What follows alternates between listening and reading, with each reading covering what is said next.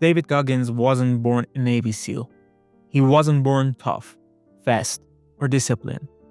He was broken, beaten down, bullied, abused, overrated, lost.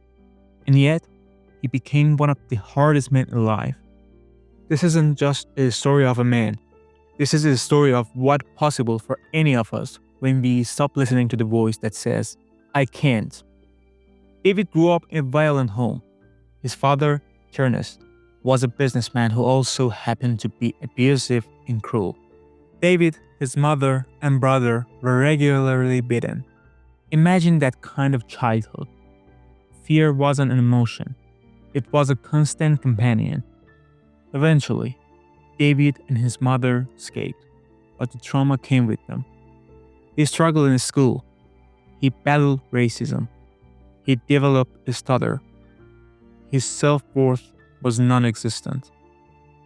By his early 20s, David was spraying for cockroaches, overweight, depressed, lost, clocking at nearly 300 pounds.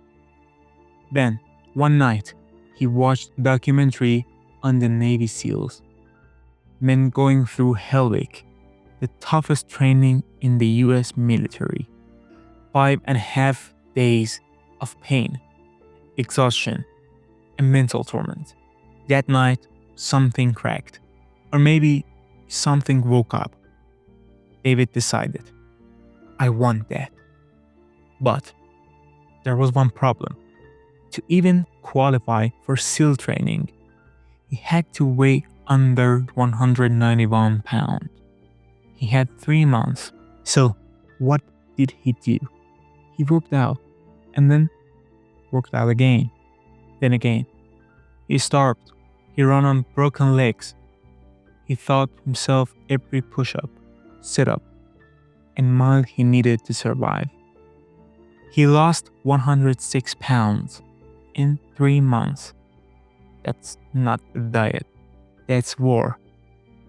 He barely passed the ASVAB, the military's standardized test to determine qualification for different roles. Think of it like the SATs for the armed forces. He failed Hell Week twice, once from pneumonia, another time from stress, fractures, and injury. But a third time, he finished. Only 36 of 121 men made it. Goggins was one of them. But he didn't stop. He became an Air Force Tactical Air Controller, a SEAL, an Army Ranger. He went on to break the world record for most pull-ups in 24 hours, 4,030. He ran ultramarathons, sometimes 100 miles, often on broken feet. He learned to embrace pain, to chase discomfort, to seek the edge of his limits. And this is where the cookie jar comes in. The cookie jar is David's mental strategy. When he's suffering, he mentally reaches into the jar, full of his own victories and proud moments. Remember when you finished Hell Week? Remember when you ran 100 miles with no training? Those memories become fuel. You can make your own cookie jar too.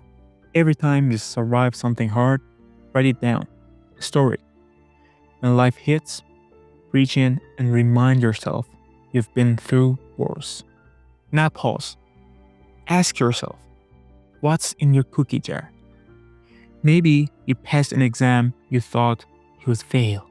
Maybe you got through a breakup that crushed you. Maybe you stood up when no one else did. We've all got something. But before God, Goggins didn't. And that's the key. He developed what he calls a calloused mind. Just like hands get calloused from hard labor, your mind can be toughened too, but only through repetition. This doesn't happen from watching motivational videos. It happens by doing the work, then you don't feel like it. One of the most powerful principles Goggins lives by is the 40% rule. When your mind says you're done, you're only at 40%. The rest is still in you, but you will only find it if you push further. Not recklessly, not without rest, but beyond comfort. So, What can we learn from David Goggins? That it's not about talent, it's not about genetics, it's not about being born tough. It's about decisions, it's about discipline, and most of all, it's about choosing hard things on purpose every single day. You may not become a Navy SEAL, but you can become the hardest version of yourself. You can be the one who runs toward the fire, who leans into fear, who rewrites the story. If this summary helped even a little, consider subscribing to Pantomime. We are here to share real stories that spark real change. Until next time, stay curious, stay bold, and don't be afraid to find out who you really are.